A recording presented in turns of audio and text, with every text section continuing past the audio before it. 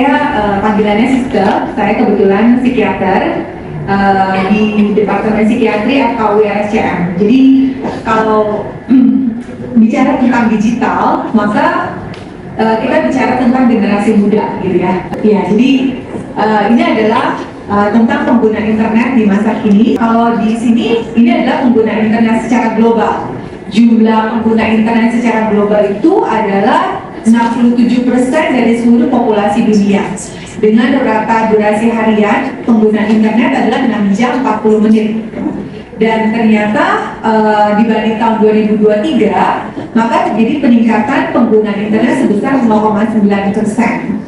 Dan 96,5% populasi dunia menggunakan smartphone untuk mengakses internet. Jadi artinya gadget yang dipakai adalah gadget yang sangat mobile, yang bisa dibawa kemana-mana. Nah ini penggunaan internet secara global itu ternyata Indonesia peringkat ke-12. Kalau global itu 6 jam 40 menit, Indonesia itu 7 jam 38 menit. Jadi kita bisa lihat bahwa kita ini di dunia adalah peringkat ke-12 untuk penggunaan internet. Untuk presentasi bermain game secara global itu adalah 83,1% populasi dunia itu menggunakan video game. Untuk menggunakan internet untuk bermain video games. Tapi di Indonesia itu 96,5% populasinya menggunakan internet untuk bermain video games dan peringkat pertama gitu ya. Jadi tentu data tersebut sangat penting ya buat kita. Nah ini penggunaan internet di Indonesia ternyata memang dari tahun ke tahun jumlah populasi yang menggunakan internet adalah semakin meningkat. Dibandingkan 2023, maka pada 2024 meningkat 1,31%. Dan ternyata yang paling banyak adalah menggunakan 1-5 jam. Tapi kita lihat 11% populasi yang menggunakan internet itu menggunakannya lebih dari 10 jam per hari. Dan 6-10 jam itu adalah sekitar 20%. Dan ternyata pengguna internet terbanyak adalah di usia yang memang masih muda gitu ya. Di sini sih milenial yang tertinggi, tapi kita lihat ternyata generasi Z dan generasi Alpha itu juga pengguna internet yang banyak, terutama generasi Z tentunya. Dan generasi Alpha itu mendekati 50% gitu yang menggunakan internet, padahal mereka saat ini masih kurang dari 12 tahun usianya. Nah ini ternyata alasan menggunakan internet di Indonesia adalah untuk hiburan.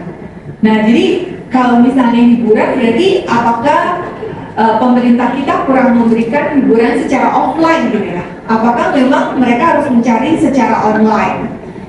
Dan ternyata juga yang lainnya adalah yang konten hiburan yang diakses kebanyakan dari video online, kemudian juga dari musik online, games online, TV online, dan juga radio online. Jadi artinya video online ini banyak dicari di YouTube dan platform online lainnya, dan juga games online. Kalau kita bicara tentang adiksi internet, nah ini adalah adiksi internet ini merupakan suatu adiksi bentuk baru sebenarnya. Baru pada tahun 2020 WHO menyatakan memang ada adiksi lain selain adiksi narkoba.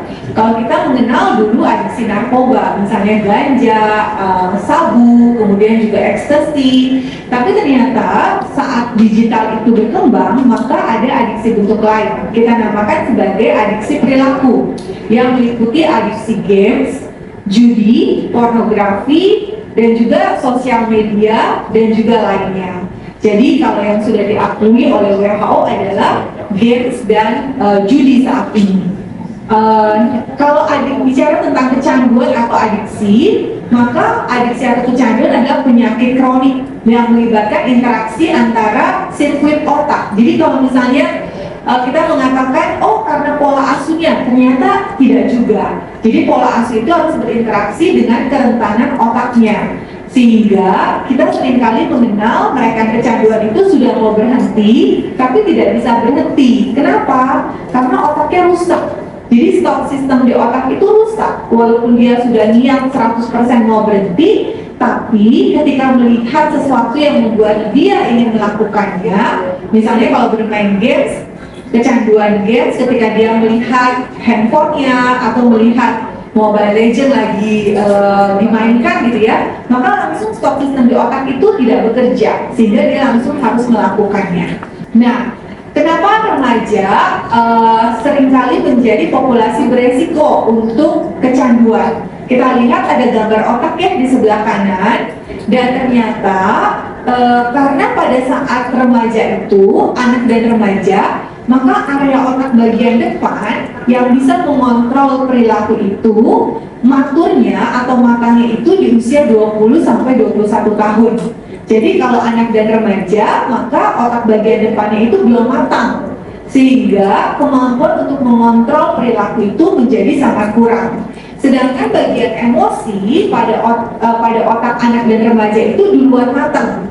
Jadi kalau misalnya ada temennya yang hari itu tidak menyapa dia berpikir bahwa dia adalah orang yang dimusuhi, karena otak bagian emosinya itu memang sudah bekerja maksimal. Oh, orang itu tidak menyapa saya, berarti saya memang orang yang bodoh, saya memang orang yang dijauhi teman. Tapi bagian otak untuk mengontrol perilakunya itu belum matang, sehingga ketika ada perasaan tidak enak atau depresi, maka dia melarikan diri ke perilaku-perilaku sebagai pelampiasan. Salah satunya adalah games online. Atau saat ini, Bapak dan Ibu sekalian, yang kami hadapi di RSCM adalah justru judi online. Games online masih ada, namun kasusnya sudah mulai berkurang dibandingkan dengan masa COVID. Tapi judi online itu memang sangat mudah untuk diklik saat ini. Ketika mereka bermain Instagram misalnya, itu ada langsung iklan judi online yang sangat mudah untuk diklik, dan mereka bisa melakukan deposit bukan di rekening, tapi melakukan deposit di money virtual. Gitu. Jadi artinya bisa saja mereka punya seperti dana dan sebagainya gitu ya, dan itu bisa digunakan untuk deposit dan bisa untuk withdraw hasil judinya tersebut. Nah, dan judi itu bisa dari Rp2.000 Bapak Ibu sekalian.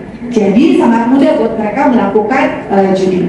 Jadi ini adalah jenis-jenis adiksi internet ya. Kalau dulu ada adiksi narkoba, maka sekarang kita mengenal adiksi internet. Ada judi, ada games online, ada media sosial, ada pornografi, dan belanja online. Nah, kasus pornografi yang ke kami juga mulai meningkat, dan ini adalah usia remaja sampai dewasa muda.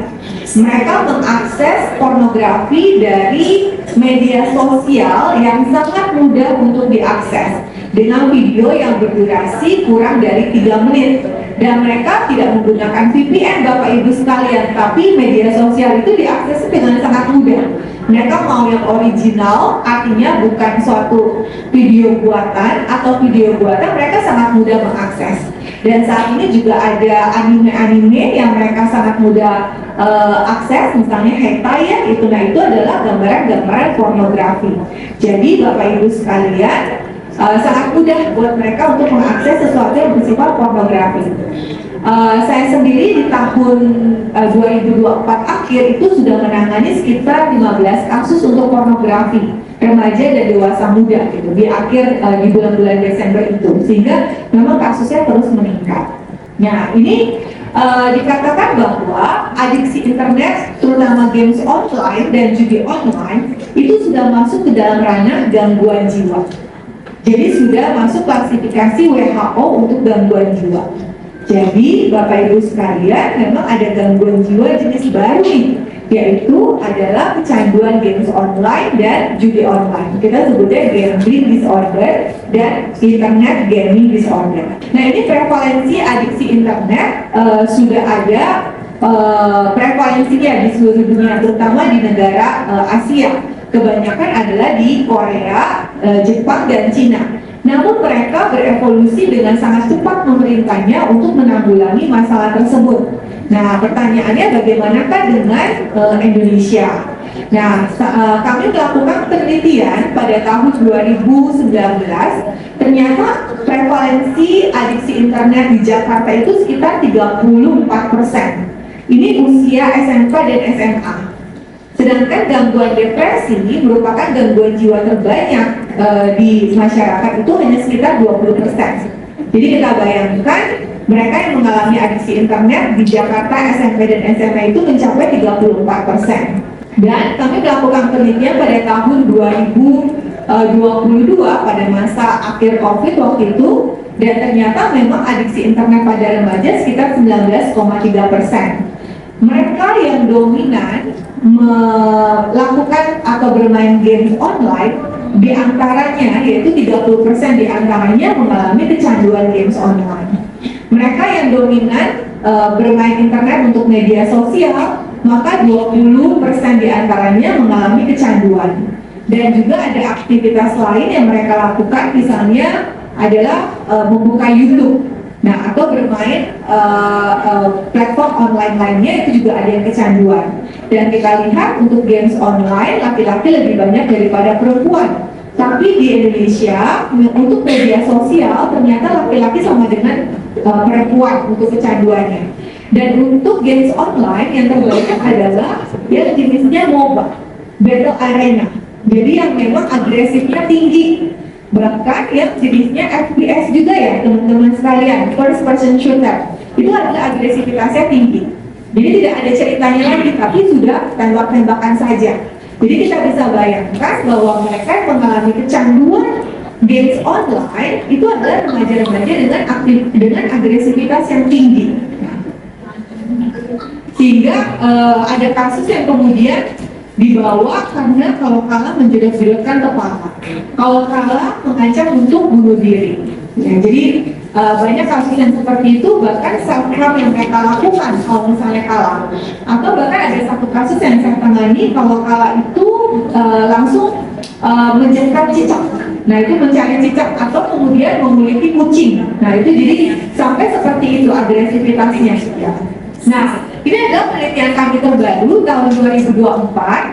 Ternyata kita juga mengalami masalah yang baru nih, Bapak Ibu sekalian. Kalau tadi adiksi games online sudah ada di masa COVID, ini adalah adiksi media sosial. Jadi penelitiannya di mahasiswa, dan ternyata 18% mahasiswa mengalami adiksi medsos. Yang terbanyak adalah WhatsApp, kemudian Instagram, lalu Twitter, Facebook, Line, dan sebagainya, TikTok gitu ya. Nah, jadi Bapak Ibu sekalian, kita mengalami suatu masalah baru sebenarnya. Ini belum dimasukkan sebagai gangguan jiwa di WHO, tapi Indonesia mengalami suatu pergerakan perubahan masalah untuk adiksi internet.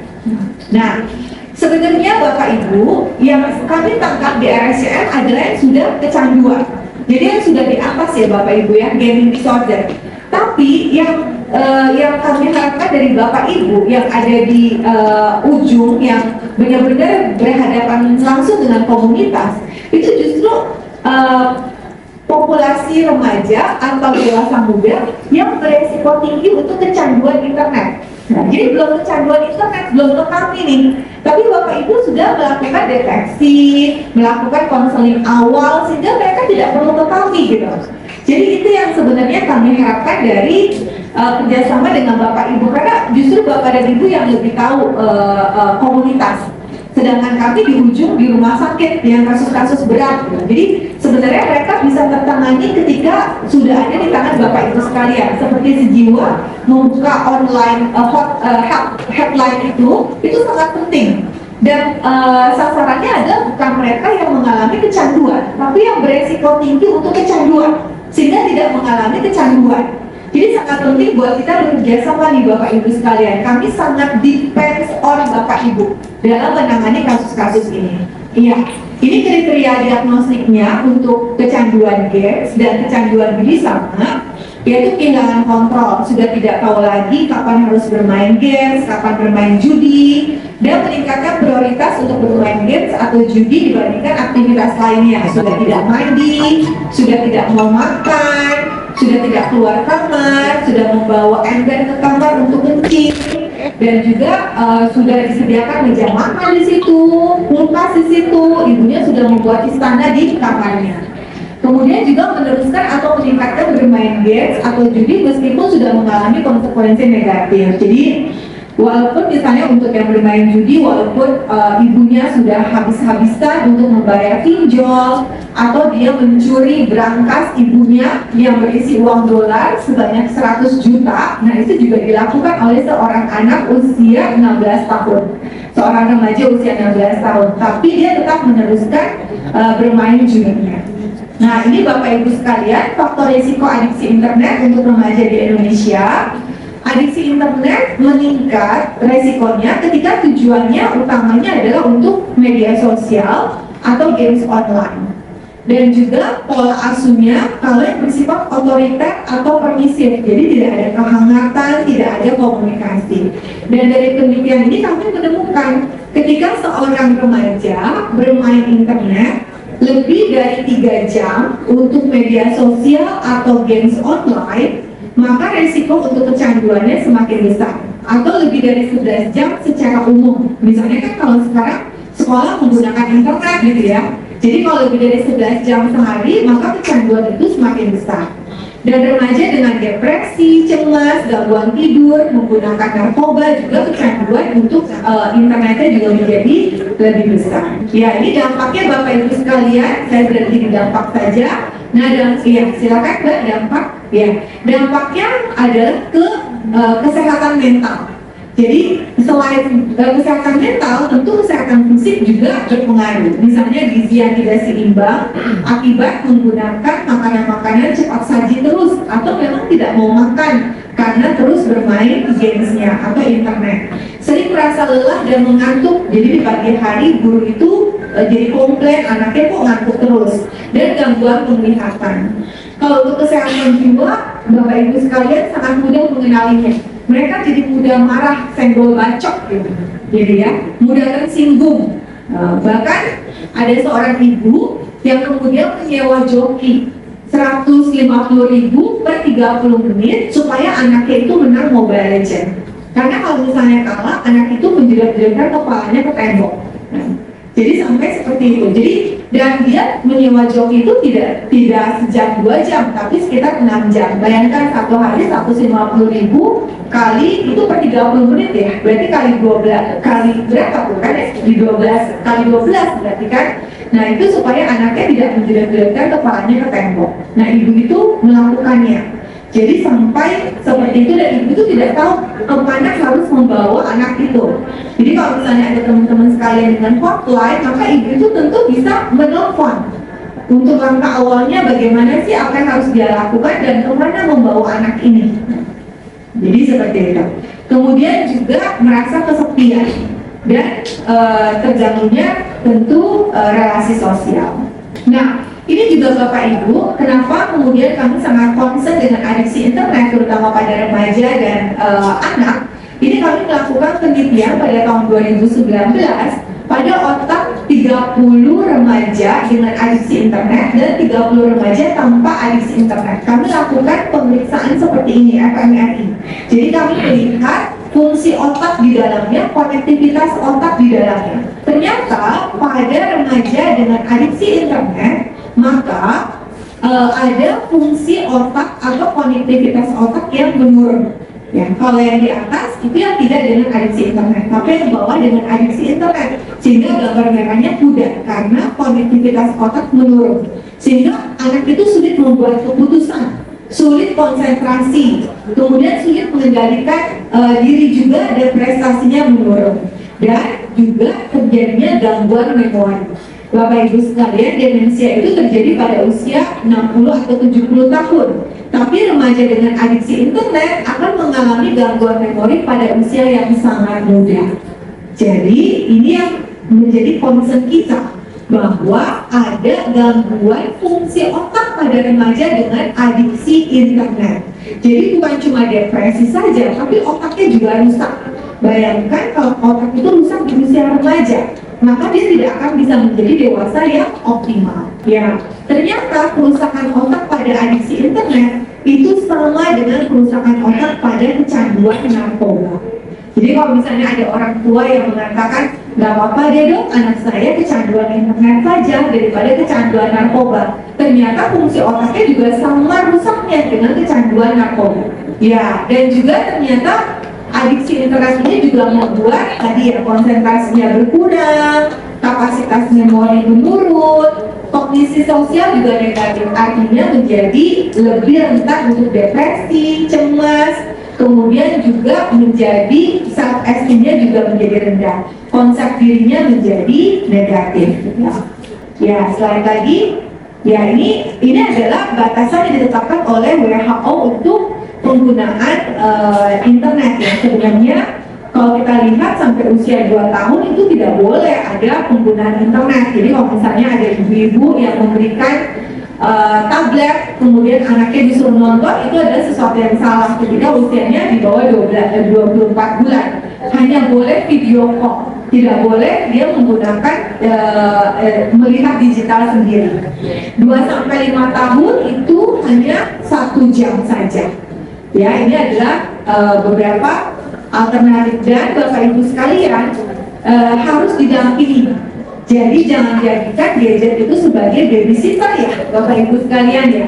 Karena kan sekarang parenting muda itu mereka menjadikan gadget sebagai babysitter supaya anaknya nggak nangis, supaya anaknya nggak rewel. Nah, ya ini juga yang bisa kita lakukan. Sebenarnya sudah ada nih Indonesia sebagai langkah yang bagus dari pemerintah. Ini adalah IGRS ini, jadi orang tua itu bisa melihat games itu cocok nggak untuk anak saya. Ini dikeluarkan oleh para pemuda di Jogja dan dimasukkan ke Kominfo RI. Jadi ini bagus sekali. Pemerintah kita sudah menggunakan, sudah membuat hal ini. Ya, dan ini ada aturan ya 20-20-20. Jadi 20 melihat layar gawai, kemudian 20 menit melihat gadget, lalu melihat benda sejauh 20 kaki itu sekitar 3 meteran ya. Kemudian selama 20 detik gitu. Jadi 20-20-20 sehingga tidak boleh kemudian bermain internet itu sekitar 1 jam langsung atau 3 jam langsung. Jadi 20 menit melihat layar, kemudian melihat benda yang jauhnya 3 meter selama 20 detik. Ya, Bapak Ibu harus biasakan ada detoksifikasi digital. Jadi screen time untuk games online, media sosial itu tidak boleh lebih dari 3 jam per hari.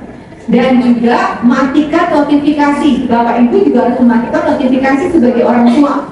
Jangan kemudian ada tring gitu ya. Nah itu anak juga akan belajar untuk menghidupkan notifikasi. Misalnya para konselor juga mau melakukan hal ini secara online, bisa kami lakukan pelatihan juga. Jadi tentu bisa memperkaya teman-teman di lapangan untuk memberikan modalitas terapi bagi mereka yang mengalami kecanduan games online. Ini karena tadi ada kerusakan otak, maka kami juga mengembangkan suatu modalitas terapi namanya cognitive training untuk memperbaiki konsentrasi dan memori. Jadi ini kalau ini dilakukannya di rumah sakit, tapi bisa online di rumah juga. Jadi anak tersebut tidak usah datang ke rumah sakit setiap hari, bisa dilakukan secara online. Saya rasa demikian ya Bapak Ibu sekalian, penting buat kita, dan saya senang hadir di sini karena kita semua berperan untuk membentuk generasi emas bangsa yang sehat jiwa. Terima kasih Bapak Ibu sekalian, saya tunggu diskusi kita bersama. Terima kasih Mbak Dina.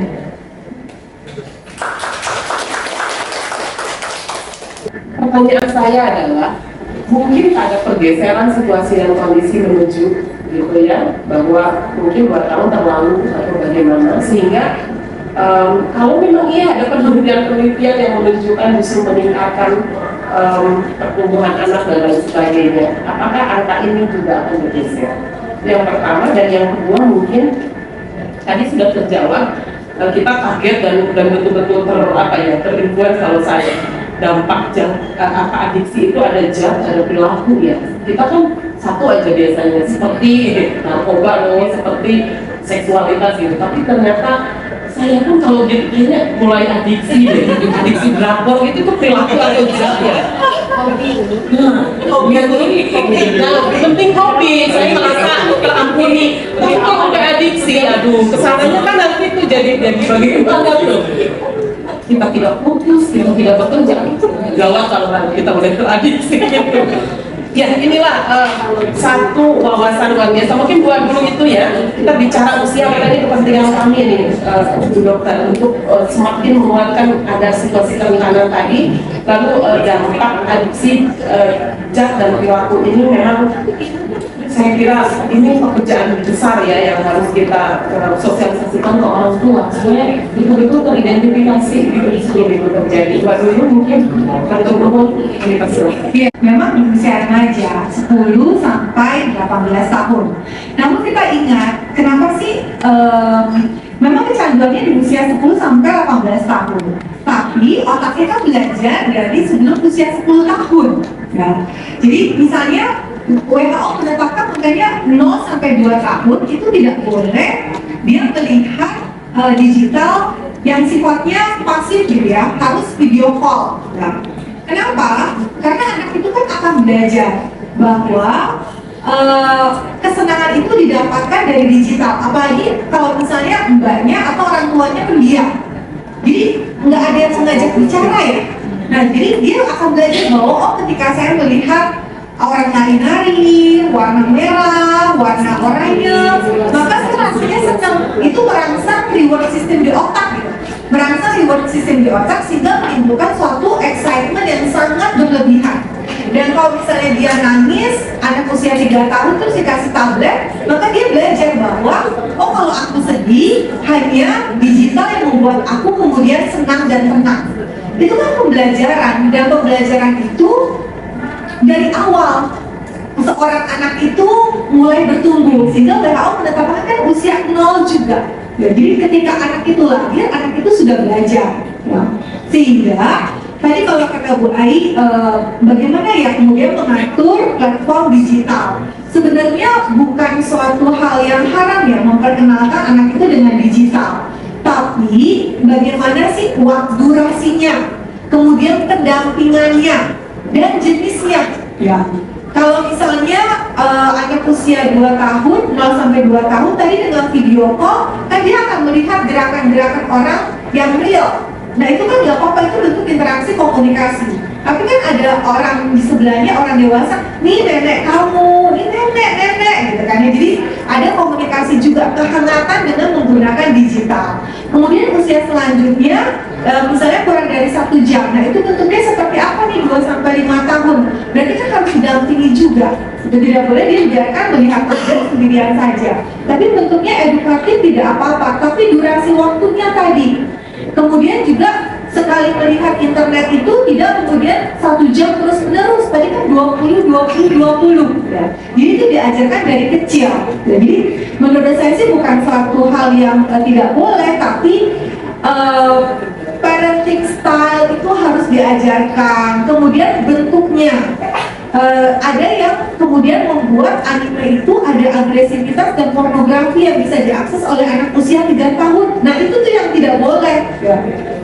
Muatan-muatan agresivitas, muatan-muatan pornografi itu kan tidak boleh untuk anak dan remaja. Nah, mereka sangat mudah mengakses hentai itu kan. Dari situ ada telanjang, ada coitus. Nah itu bisa dengan anak usia 5 tahun aja sudah bisa diakses. Dan tidak menggunakan VPN. Jadi justru bekerjanya adalah nasional nih tadi. Benar kata Bu Ai, kontennya harus disaring. Kemudian lamanya mungkin pada saat platform digital itu tidak boleh kemudian dia bisa menggunakannya lebih dari 20 menit, itu akan mati sendiri misalnya. Ya. Jadi kemudian juga warna-warnanya tidak boleh yang menimbulkan agresivitas, gerakannya tidak boleh menimbulkan agresivitas. Lalu juga kalau misalnya bermain media edukasi ada permainannya, tapi kalau sudah mati 2 kali maka seperti di Cina itu sistem fatigue, dia akan mati sendiri dan tidak bisa diakses. Baru bisa diakses besoknya lagi. Jadi dia tidak preokupasi terhadap permainan tersebut. Nah itu yang harusnya kita modifikasi ya, itu karena industri digital itu tidak bisa kita cegah, tapi bisa kita kemudian modifikasi bagaimana tidak menimbulkan kecanduan pada seorang anak dan remaja. Dan juga yang paling penting adalah penggunaan handphone. Jadi penggunaan handphone itu sebenarnya kapan sih anak itu boleh memiliki handphone sendiri? Jadi pada saat dia sudah bisa mengenal sebab akibat. Nah, pada saat mengenal sebab akibat, kita bisa membuat kontrak dan literasi digital dengan baik. Dan itu adalah usia 8 tahun. Jadi kalau misalnya usia kurang dari 8 tahun, itu tidak boleh dia menggunakan handphone sendiri, apalagi memiliki handphone sendiri yang bisa dibawa ke kamar dia. Itu tidak boleh. Gitu. Nah, itu yang mesti kita ajarkan kepada orang tua juga, Bu Ai. Iya. Seperti itu. Kalau dampaknya, tadi adiksi perilaku, sebenarnya benar tadi yang Bu Ai katakan, apakah drakor ini menyebabkan adiksi juga? Nah, kita tidak boleh kemudian over-diagnosis ya. Misalnya main game sudah kita bilang kecanduan game, kan ada healthy gamer sebenarnya. Nah, jadi kalau misalnya dia sudah tidak bisa mengontrol perilakunya, artinya bangun tidur ngambil gadget untuk main games. Kemudian kalau misalnya dia lagi sekolah nyolong-nyolong main games, kemudian main games malam hari karena dia bermain dengan orang US misalnya. Dia nggak bisa real life itu nggak bisa berteman, tapi melalui online dia bisa berteman. Nah, seperti itu kemudian memprioritaskan gamesnya di atas kegiatan lainnya. Tadi istananya di kamarnya saja, dan sudah ada dampak negatif, prestasinya turun, komunikasi dengan orang tua berkurang, tapi tetap bermain games. Nah, itu baru kita nilai dia kecanduan games. Tapi saya berharap sebelum dia ada diagnosis kecanduan, maka orang tua itu sudah mulai bisa mendeteksi ini anak resiko tinggi untuk kecanduan. Para konselor juga bisa mendeteksi tersebut. Kalau dia sudah bermain lebih dari 3 jam per hari, itu resiko kecanduan itu sudah besar. Seperti itu, Ibu Ari. Terima kasih ya. Jadi tadi yang tadi saya sudah jelaskan itu adalah untuk semua adiksi sebenarnya. Bahkan adiksi pornografi pun menghasilkan kerusakan otak yang sama. Jadi otak bagian depan dia itu rusak, sehingga kalau misalnya digambar itu benar-benar terlihat jelas. Saya juga sampai kagum sendiri dalam pemeriksaan fMRI itu otaknya benar-benar, kalau yang sehat itu dia aktif gitu. Tapi kalau yang kecanduan itu dia mulai hitam-hitam, tidak aktif gitu. Artinya memang aktivitas otak itu berkurang, konektivitas otak juga menjadi rusak, sehingga tadi anaknya susah konsentrasi, emosian, kemudian memorinya gampang lupa. Nah, itu yang terjadi. Bahkan tadi ya, senggol bacok itu sangat tinggi ya, dia bisa memaknai emosi orang itu dengan asumsi yang salah. Nah, itu adalah kerusakan otak yang terjadi. Jadi semuanya merusak otak dengan hal yang sama. Bapak, kalau misalnya saya ditanya, ini bisa kembali seperti fungsi semula nggak? Saya nggak tahu, karena belum ada penelitian yang kemudian melakukan kohort ke depan, apakah itu bisa kembali ke fungsi semula. Tapi kalau dia mengalami perbaikan, bisa. Tapi kembali ke fungsi semula, saya tidak bisa jawab. Mungkin pertanyaanku sebelum kembali Bapak kita ya, juga game, media sosial, pornografi, mana yang lebih cepat merusak otak? Ya. Nah, kalau kecepatan merusak otak, sebenarnya kita harus berpikir bahwa sudah berapa lama sih dia kecanduan gamesnya, sudah berapa lama sih dia kecanduan judinya atau pornografinya, dan berapa intensitasnya dia melakukan perilaku tersebut dan frekuensinya. Itu yang lebih penting Mbak, daripada jenis adiksinya. Misalnya penelitian ini sudah ada pada saat penelitian di ganja. Jadi kami juga sudah melakukan penelitian. Nah, kalau di kanabis ini kerusakan otak itu terjadi pada saat dia kecanduan 2 tahun. 2 tahun terus menerus menggunakan ganja, kerusakan otak yang sangat progresif itu terjadi. Tapi penelitian di adiksi perilaku belum sampai seperti itu. Namun untuk melihat mana yang paling merusak itu tergantung frekuensi, intensitas, dan lamanya dia sudah mengalami kecanduan. Maksud sekali nih Dokter Sister sama Bu Ari dan Bu Dina udah angkat topik ini. Ini sangat relevan dengan kerja saya sebetulnya. Di UNICEF saya kerja untuk mengadvokasi hak anak ke dunia usaha, dan tadi Bu Ari sudah angkat di pasal 72 sebetulnya sejak 2014 Indonesia sudah meminta upaya perlindungan anak itu sejak rancangan produk ya. Jadi kalau di UNICEF kita bilangnya safety by design, dari sejak dirancang dan direncanakan produknya sudah harus menggunakan zat yang aman, bahan-bahan yang aman, berfungsi dengan aman dan lain sebagainya. Tapi yang mau saya angkat adalah ada key message underlining dari tadi kita bahas. Kita bahas dan singgung soal pengasuhan. Nah, pengasuhan optimal itu tidak bisa terjadi ya teman-teman kalau orang tuanya sering dinas, disuruh sama kementerian atau sama UNICEF atau sama NGO-nya. Kedua, orang tuanya pulangnya malam-malam, pergi gelap, pulang gelap.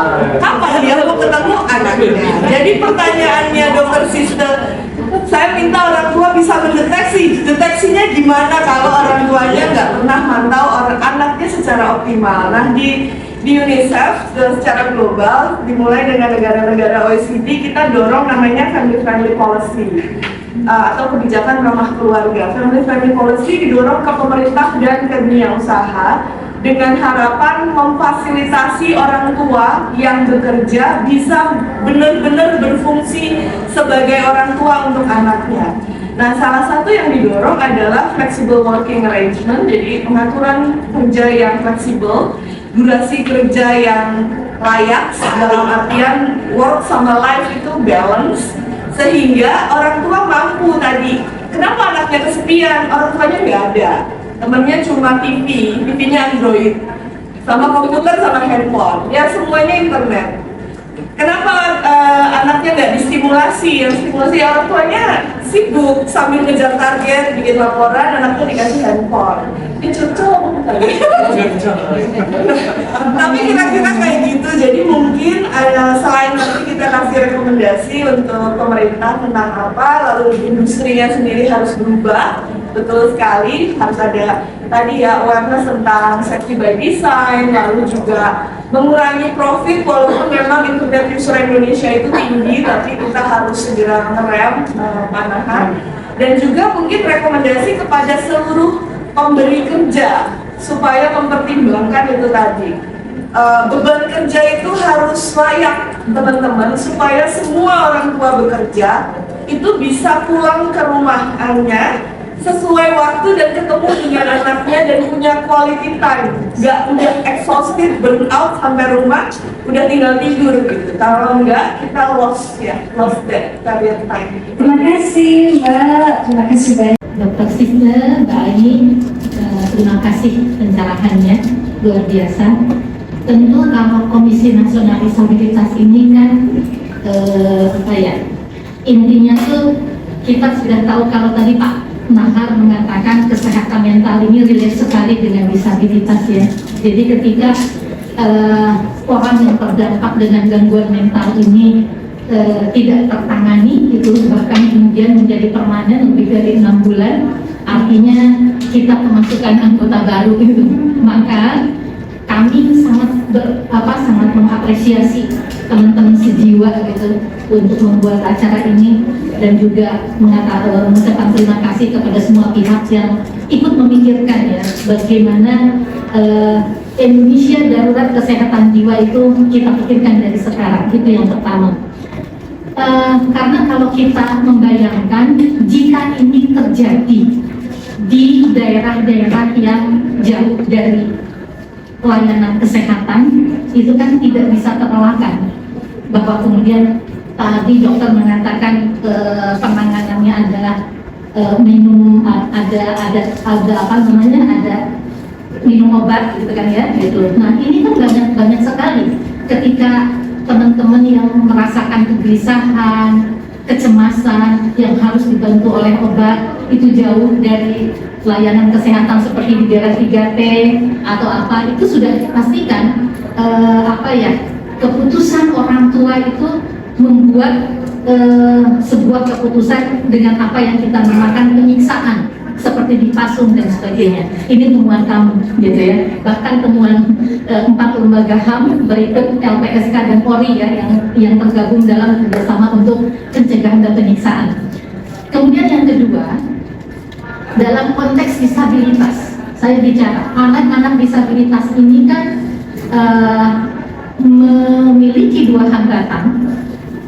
Hambatan individual yang melekat dalam dirinya sendiri ya, baik fisik, sensorik, mental, intelektual. Dari hambatan individual itu kemudian melahirkan hambatan sosial, lingkungan. Penerimaan masyarakat akan kehadiran mereka nggak begitu diterima, sehingga kemudian sebenarnya gadget ini menjadi jawaban dalam tanda kutip jawaban sementara, dewa penolong sementara bagi mereka ketika mereka tidak begitu diterima oleh lingkungan, oleh teman-teman. Taruhlah anak-anak tuli ya, karena mereka terkendala dengan komunikasi gitu, mereka lebih senang berkomunikasi, membuat dunianya sendiri itu berselancar di dunia maya, seolah-olah bahwa yang ada di gadget itu mampu mendengar mereka, bisa berkomunikasi dengan mereka gitu. Anak-anak tuli itu begitu cepat itunya loh, gerakan tangannya gitu ya, untuk kan yang di seberang sana juga tidak pernah tahu kalau yang diajak bicaranya adalah orang yang memiliki hambatan komunikasi. Sehingga kemudian temuan Save the Children ya, bahwa grooming yang kemudian banyak dihadapi oleh mereka, kemudian data kekerasan seks seksual yang juga mungkin dimiliki oleh Simfonika PPA menunjukkan dari KBGO inilah kemudian mereka mendapatkan kekerasan.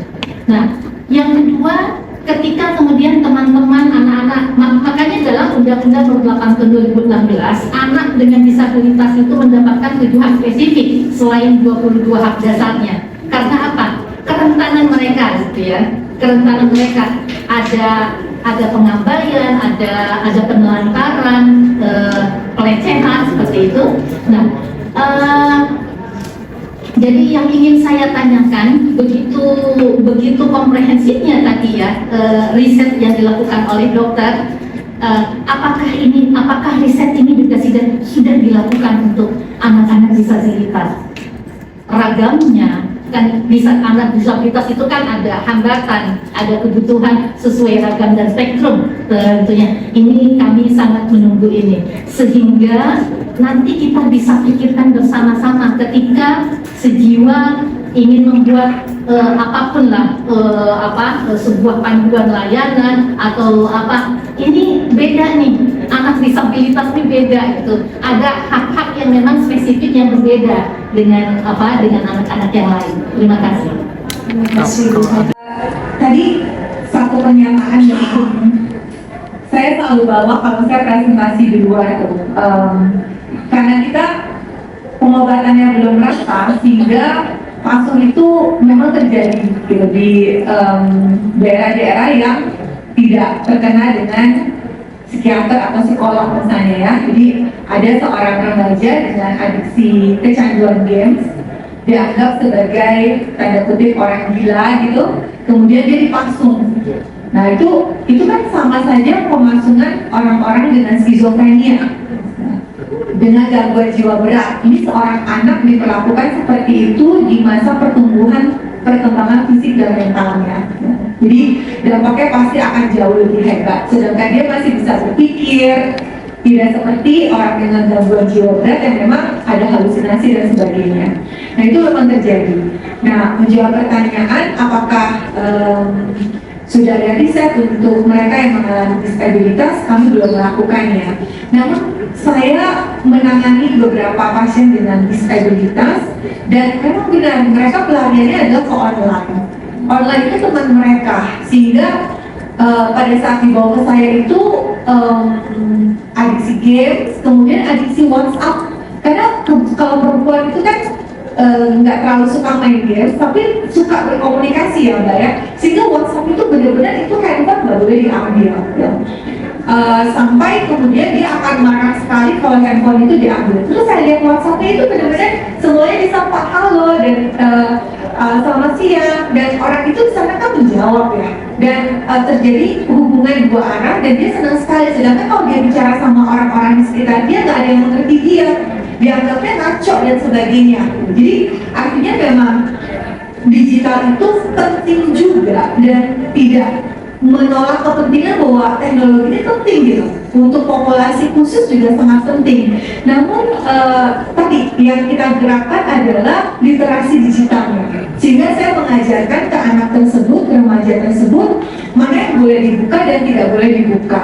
Sehingga saya ajarkan orang tua juga untuk memblok yang tidak boleh dibuka, seperti pornografi itu tidak bisa. Kemudian dia akhirnya bermain game, tapi gamenya casual, dan saya tidak memperbolehkan dia main seperti yang MOBA atau FPS seperti Mobile Legends, PUBG, Valorant itu saya nggak kasih, sehingga saya blokir. Nah itu yang penting gitu. Tapi digital itu bukan sesuatu yang haram, tapi memang penting untuk komunikasi, tapi literasi digitalnya yang sangat penting. Nah ini menarik juga Mbak, jadi membuka insight saya juga bahwa harus ada guideline juga untuk populasi khusus, dan mereka kan berkembang dari anak, remaja, dan dewasa, dan mereka membutuhkan digital untuk komunikasi, untuk kesenangan juga ya, seperti itu. Terima kasih untuk insight-nya hari ini Mbak. It's very shocking bahwa jangan-jangan dunia digital ini menambah angka disabilitas gara-gara adiksi yang terjadi pada anak kita. Ini mengerikan Mbak. Ini tadi beneran mau saya. Oh my God, ya ini real ini. Karena betul-betul yang adiksi itu tidak berfungsi lagi. So what can we do? Are we doing the right thing? Sekarang ini sudah benar nggak sih kita mengizinkan anak-anak belajar pakai online gitu? So ini kembali lagi ada, tadi saya lupa apakah menyampaikan Ibu Ai atau Ibu Sister. Jangan-jangan kita ini banyak kesalahan gitu dari orang tua, tapi juga jangan-jangan sistem kita di dalam anak-anak belajar itu belum tepat gitu. Karena kan anak-anak sebaiknya banyak berkomunikasi, social needs-nya kan tinggi ya Bu ya, dikembangkan bahasanya, kemudian kognitifnya, psikomotoriknya. Nah, are we doing the right thing di sekolah-sekolah kita? Nah ini juga apakah pemerintah itu belum cukup untuk bisa menjadikan anak-anak kita ini sehat mental gitu. So ini juga PR juga nih Bapak untuk kita semua, dan gimana mendorong pemerintah secara umum supaya lebih banyak mengajak anak-anak kita itu menggunakan fisik, kemudian problem solving, dan real life, apa ya, play, connect, explore gitu. Banyak main, banyak eksplorasi dan sebagainya. So jadi satu kalimat lagi dari Mbak Sister di awal tadi Mbak menyampaikan kita nih jangan budak internet gitu. Budak internet.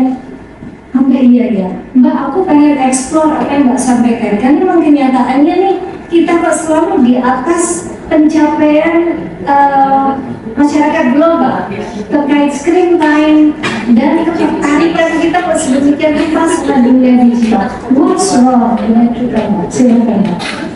Internet itu kan tidak bisa kita halangi ya untuk berproduksi ya. Digital, di dunia digital itu akan terus meningkat ya. Tapi menurut saya tempatnya di keluarga ya, yang kita harus mulai. Guru-guru tuh ngeluh ke saya gitu, dok, kita harus bertanggung jawab terhadap seorang anak yang kami tidak tahu, tidak bersama dia 24 jam. Tapi kalau misalnya sesuatu karakter itu terjadi pada anak itu, maka yang disalahkan kami, sedangkan orang tuanya tidak disalahkan. Orang tuanya akan ke sekolah dan mengatakan, gimana sih guru ini mengajar? Nah, para guru udah menjadi seperti itu ya. Jadi saya berpikir juga, oke, memang semuanya harus berawal dari rumah. Coba deh kita refleksi diri, ketika kita ngomong sama anak kita, apakah kita juga sambil bermain handphone? Ya.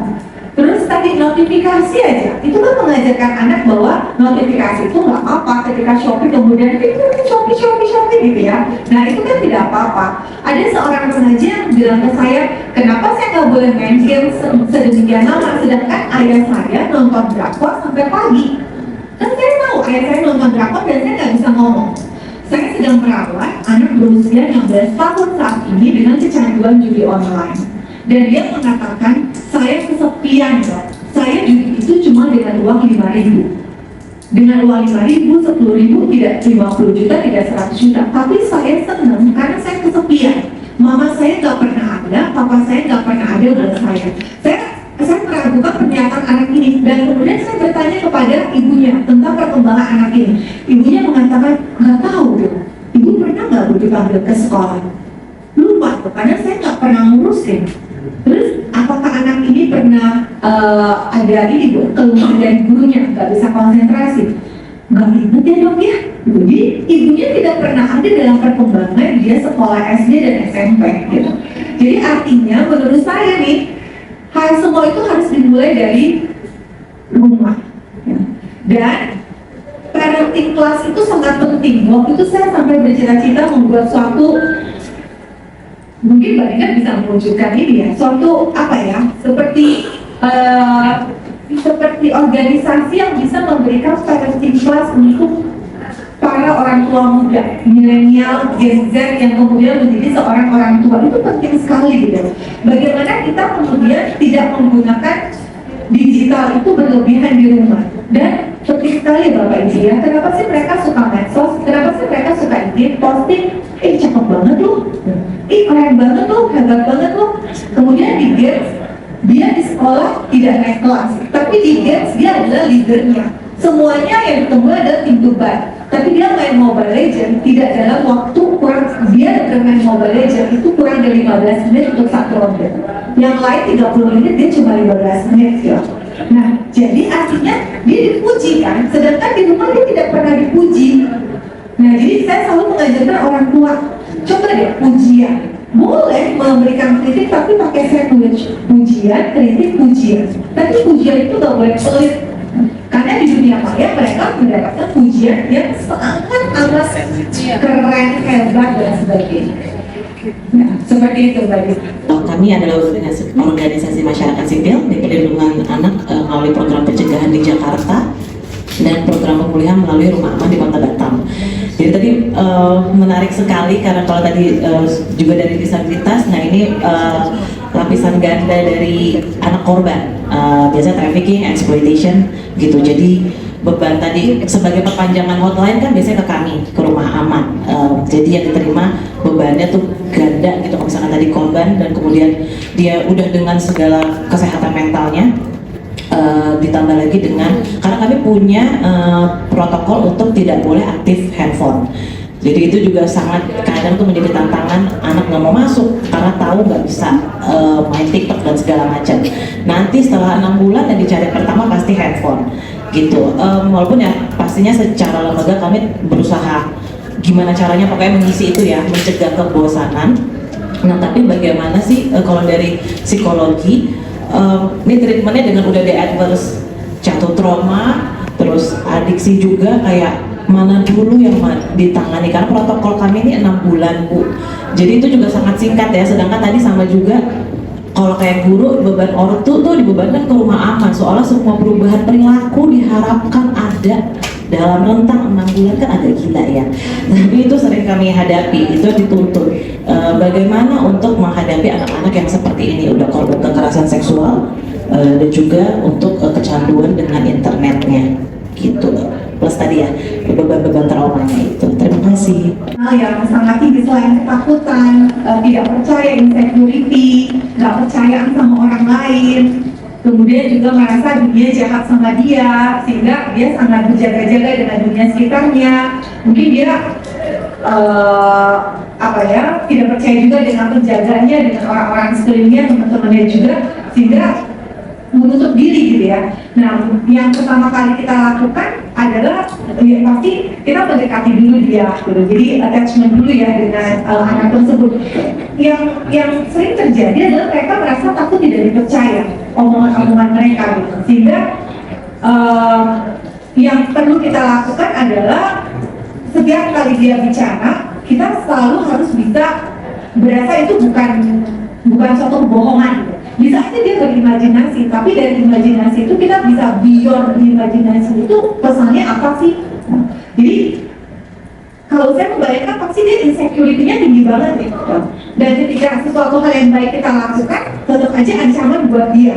Nah, jadi misalnya kita mau melakukan sesuatu hal yang baik buat dia, dia berasa itu akan buruk saja gitu buat dia, karena dia merasa dunia ini jahat. Sehingga rasa percaya kita dulu ya terhadap omongan dia itu ditanamkan. Nah, tapi artinya kan ini jangka panjang. Kalau misalnya tadi handphone tidak boleh, saya sih setuju saja, tapi tidak mengisolasi dia dari digital dunianya tentu ya. Misalnya dia ada nonton film bareng, komunikasi dengan orang tuanya kita dampingi, kemudian juga bisa hiburan-hiburan melalui digital gitu. Tapi memang ini jangka panjang. Untuk adiksinya sendiri, Mbak sudah benar, itu detoksifikasi dari internet, dari adiksinya, dari adiksi digital itu detoks dilakukan selama 3-6 bulan.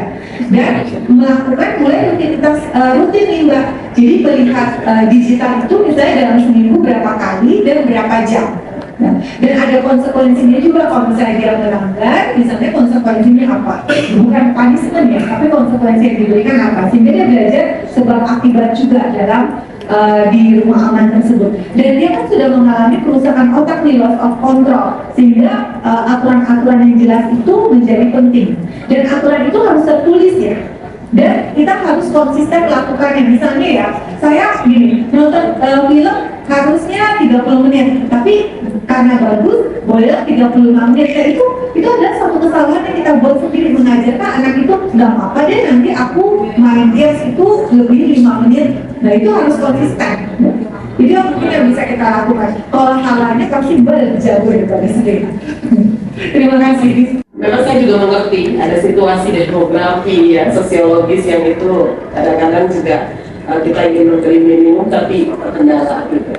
Tapi mungkin secara substansi gitu memungkinkan nggak minimum service itu yang terkait anak-anak kita ya. Baik itu kegelisahan orang tua udah mulai misalnya apa nih anakku kelihatannya mulai ada adiksi gitu ya. Itu bisa nggak dititipkan di lembaga layanan? Yang kedua, di lembaga-lembaga kesehatan yang terdekat, misalnya puskesmas gitu ya, yang itu secara minimum. Tentu tujuannya sih nanti arahnya kepada layanan secara optimal gitu. Nah, karena saya juga kemarin dari Mbak Tasya, saya juga dari Batam, baru pulang dari Makassar ya, itu memang dia mungkin secara langsung berkomunikasi bagaimana itu bisa gitu, tapi masih terlihat melamun atau bagaimana gitu ya. Jadi memang kebutuhan psikolog psikiatri itu kadang-kadang dipahaminya kalau sudah ada psikolog selesai. Padahal tadi lompatan-lompatan ini kan cukup dinamis ya, ketika anak korban ini apalagi yang backgroundnya ada PPPO, pelecehan perasaan seksual gitu. Ini yang tadi dibilang sama bagaimana yang itu mungkin bukan hanya lah, tapi situasi game online, situasi medsos ya, adiksi sudah zat adiktif dan perilaku yang mengharuskan kita mengambil langkah tadi minimum services menuju optimalisasi service. Ini bagaimana yang mengatur itu dokter? Terima kasih. Susah untuk dijangkau, jadi untuk KRS yang sendiri harus ada rujukan-rujukan. Jadi saya sangat berharap skill itu ada pada teman-teman di lapangan.